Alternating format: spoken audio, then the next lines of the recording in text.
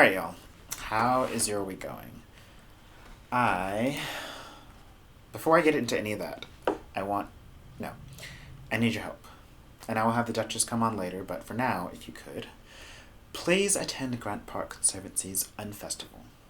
A dear new friend of mine, Elisa Chambers, who helps to run the Grant Park Conservancy, and it is entirely made up of volunteers who dedicate their time and energy to an amazing neighborhood resource, city resource really, is putting out a huge ask as a nonprofit endures the impact and devastation of the COVID-19 pandemic. In her words on her Facebook post, she says, "This weekend would have traditionally been the Summer Shade Festival weekend in the park, and she would have been running around all sweaty, wearing a fanny pack and yelling at people through walkie-talkies for 10 hours straight, but COVID-19 ruined all of that. The Grant Park Conservancy makes 1/3 of its annual revenue over the Summer Shade weekend, which is obviously it's hugely impactful for them. Like all nonprofits, they are struggling right now, and they are asking their friends and neighbors to help out, however one can, to support the Grant Park Conservancy and the Unfestival so that they can bring it back to the park in 2021. She asks, please purchase a shirt designed by beloved local artist R. Land, pick up the Summer Shade Wine 3-pack from 3 Parks Wine Shop, buy a couple of Summer Shade Pale Ale 6-packs from Eventide Brewing, check out their online store for raffle tickets and line bridge pavers, or simply donate or become a member of the Grant Park Conservancy." Now, they're doing 2 huge projects in Grant Park. One is the Erskine Fountain, and the other is a Lions Bridge restoration. Both are beautiful additions to the park. Probably 2 of my favorite spots in the movie, and if you do watch any of the Duchess, you'll know the Lions Bridge in the kids scene, and if you've seen any of the Duchess promos, then you'll have seen Erskine Fountain and the Duchess walking around Erskine Fountain. Please, please, please help out our beloved Grant Park. I know, believe me, I know, as I look at the lack of income coming in, how hard finances are right now for a lot of us. Being a filmmaker, I just happen to have a lot of this equipment lying around and wanted to put it to good use during this pandemic. But every little bit helps. I'll probably go on after I tape this and renew my membership for Grant Park Conservancy. And I hope you all will contribute as well. Now, I know it's a big ask, and I thank you all in advance. So with that said, how's your week been? Mine started off rough, I'm not gonna lie. And it seemed like I was in the thick of it on Wednesday, just crying several times throughout the day. But that was the worst of it, and I seem to be doing better now. And I had a wonderful morning this morning, recording some segments with some wonderful guests who I cannot wait to introduce you to. And originally, because today is a busy day, and I know you all are like, girl, when are you not coming to us saying today's a busy day? But today, as in Clarina and I, with our special guest Ngazi, go live at 5:30 for this week's episode of Mass, I just jump over to facebook.com/letsgotomass to join us. But, anyways, originally I planned to air the second part of my interview with Eddie, but because of some of the things that he and I discussed, I wanted him to watch it before it aired. And I haven't finished doing a rough cut of his second part, which I will do this weekend. But for now, it's just me. And I'll probably spend a large part of this weekend editing some interviews, including the one I taped this morning. On a side note, I really need to find a student editor who wants some experience because I'm a bit backlogged, overwhelmed a bit, in fact, which is a good thing because I'm so excited about the guests that have come on so far and have yet to come. And I hope all of you are enjoying them too. I'm really proud of Eddie for writing his book.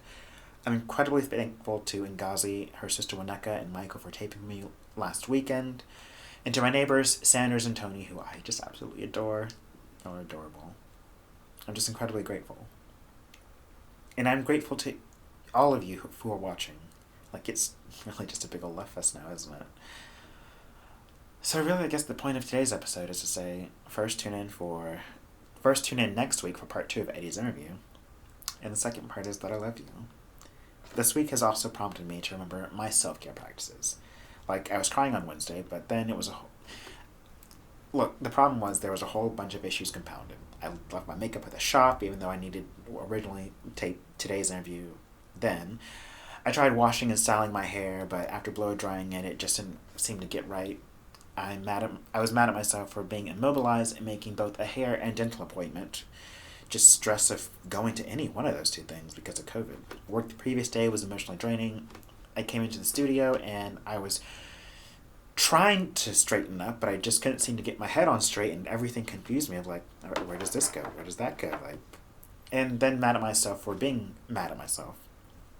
I just basically spent the day mad at myself, and it's frustrated that I was frustrated with myself, and because I was also frustrated that morning too of trying to memorize lines and just general active frustrations. And then I was supposed to have a therapy appointment, but then it's telehealth, so I'm waiting. But then I get confused and I think maybe we're supposed to meet in person. So I sent an email to my therapist asking, but then I start cooking and forgot I sent an email, and he said yes.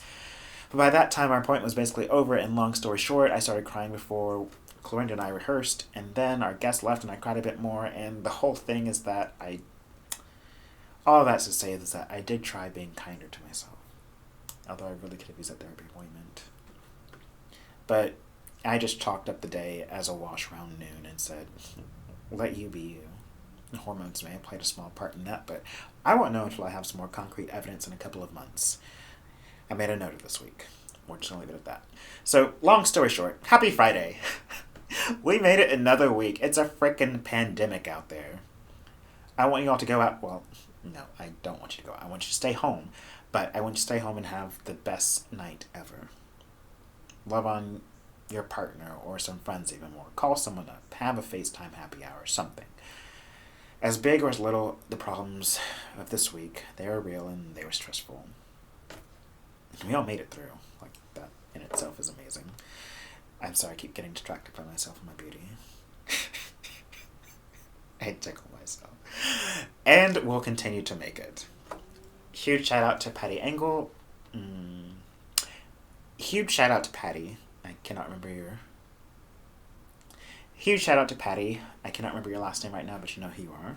I am going to respond to your message, I promise, but your message made me cry and get all emotional. And audience, if y'all saw the message, you'd be like, okay, you've got issues, because literally she's just saying, hey, oh my god, stuff is falling and it's scary.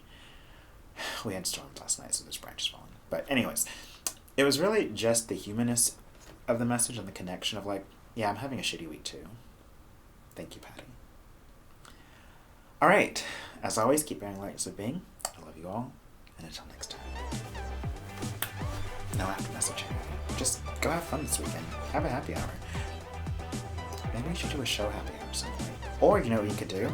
You could come join us in Mass, and it's like a happy hour. Bring your favorite beverage, and maybe stay tuned for Taking Up Space this afternoon at 5:30.